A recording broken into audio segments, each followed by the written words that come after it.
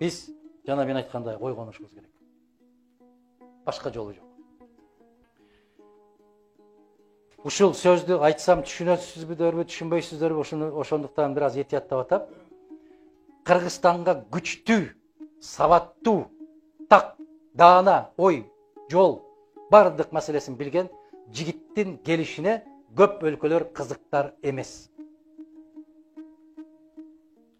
Демдеге, эч ким Кыргызстандын күчтүү болуп көтөрүлүп кетишин каалабайт. Ал үчүн эмне кылышат? Эбегейсиз чоң каражат ыргытышат.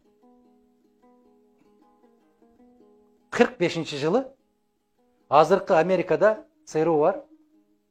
Ошол кызматтын жетекчилеринин бирөө ушинтип жазган эле.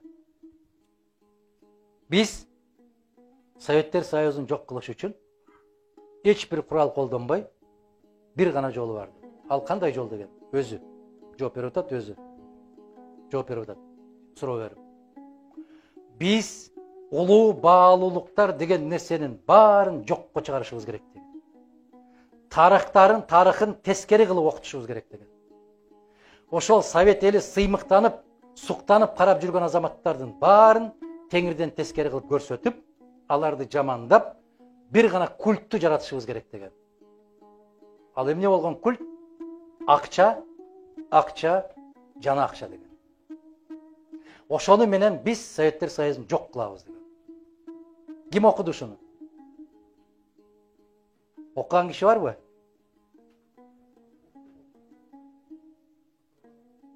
Мына караңыздар эми. Ошого алып бардыбы? Караңыз. 28 баатырды айтып калдыңыздар. 28 баатыр болгон эмес. Бул элди баатырдыкка чакырыш үчүн жазылган. Башка деген макалалар аябай көп чыкты. Өтө көп чыкты.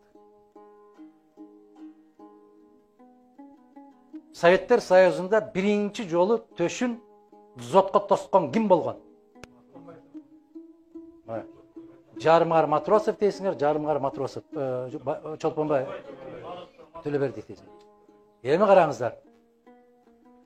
43-жылы февралда Матросов тосуп атат, 42-жылы августта Төлөбердиев тосуп атат. Ким эрте? Ушунун баарын биз Матросов деп келдик. Эмнеге? Себеп окубадык. Архивди карабадык. Исхак Разаковдун атын 50 жыл атаганга тыюу салынды. Улуу инсан.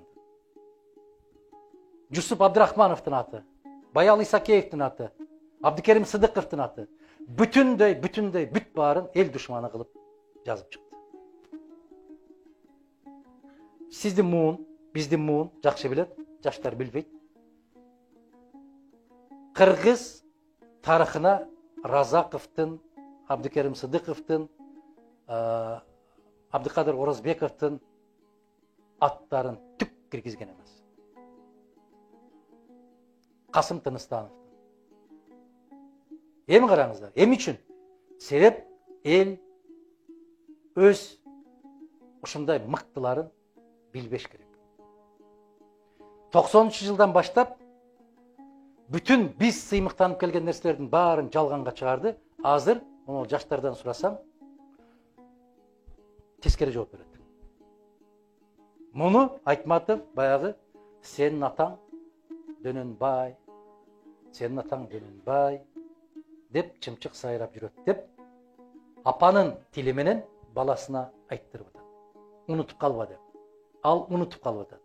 Азыр биз кыргыз ошол деңгээлдебиз. Эми караңыздар, кызык, өтө кызык окуя. 37-жыл атылып кеткен кыргыздын мыктылары момундай деп сыздап кетти. Ага Сталиндин момундай да тиешеси жок. Бир нерсе десе Сталинди жамандайт. Сталиндин түк тиешеси жок. Архив ачылгандан кийин ошол мезгилдеки жогорку кеңештин депутаты бүгүн 87-ге чыгып аткан кыргыз эл жазуучусу Март Ашимович Байжиев деген бар. Ошо кишини Абсамат Масалич чакырып, ушул архив ачылат, ошону жетектеп, агын ак, карасын кара кылып чыгарып бериңиз деп сунуштаптыр. Эмне үчүн? Себеп Марташемиштин атасы Ташым Байжиев Манасты изилдеген инсан катарында ал дагы репрессия болуп атылып кеткен. Ушуга кызыктар инсанды таап, киргизип койгондон кийин ошол архивде отуруп алып, аябай чукулап издеп карап, бардык атылгандардын эмне максатта атылгандыгы карап чыкса, бардык атылган кыргыздардын аркасынан жазган ким экен? Азамат. Салиховду ким билет? Сиз билсеңиз керек. Жок, Лейлектен дейм. Билбейсизби? Мейли. Мана ошо киши дагы үйлөнгөндөн кийин кайнына кайнатасы каза болуп калып, оор жылдар бир тууган кайнысына алып келип, үйүндө өстүрүп, чоңойтуп, жогорку билимдүү кылып, аркасынан жазган ошол жигит экен. Байжиевдин артынан дагы Касым Тыныстановду билесиздерби эмне деп айтыптыр? Ал киши Марташемиш дагы айтпай койду эле, мен интервью алып атпайм ошону. Кайра айттым, качанга чейин сылап сыйпап жүрөбүз. Ачык айтыңыз ким экен десек, өзүбүздүн алып деп көкөлөтүп жүргөн Токонбаев экен. Эмне деп жазыптыр Токонбаев Касым Тыныстановдун аркасынан? Тыныстанов китепке жазып атат. Ал билим берүү министри болгон. Ишенал Арабаев ким болгон? Алфавитти, ошондой кыргыз алфавитин түзгөн киши болгон. Касым Тыныстанов экен. Ошондой деп жазып атат Тыныстанов. Ородо даның толо болсо, короодо малың ток болот деп. Аны алыкебиз эмне деп жазыптыр бияка? Бул ашыкча эгиниңди өкмөткө тапшырба деп атат. Орого толтуруп кой деп атат. Деп жазыпты. Деп бияка жазып атат. Балка. Биздин көзгө басар азаматтардын бүтүндөй баарынын аркасынан жазгандар жанындагылар. Исхак Разаковду дагы өкүртө жазгандар, президиумда отургандар, өзү көтөрүп областка, районго, борбордук комитетке жетекчи министр кылгандар. Эмне каныбызда бар ушундай.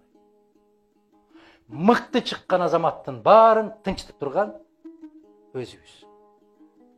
Азыр бүгүнкү заманда ошолор акчаны берип, муну жаздырат, сизди жаздырат.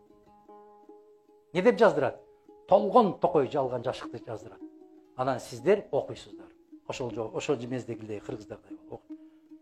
Ой атаң озурай, муну киши деп жүрсө бул да бүткөн турбайбы? Дейсиздер. Ошентип жек көрсөтүп, жаман көрсөтүп туруп, анан акырында жок кылат. Ошентип бизди өз колубуз менен эчен жылдан бери тазалап келатат. Натыйжада кимдер калды? Бүгүнкүлөр калды. Эмне болуп атат? Кагаз берсе окуй албай атат. Мындай элди башкарууга өтө жеңил болот. Кандай дейсиздер? Мына ушул жерде отурганыңыздар деле кече кийинкиде болочокто шайлоодо каяка баратасың? Эмнеге ушундай? Билбейм. Эмнеге ушундай кыл? Элдин баары айтып атпайбы? Бул баягы жоламандын жагдайы. Кандай дейсиздер? Өз энесине жаа аткан баланын образы бүгүнкү образ.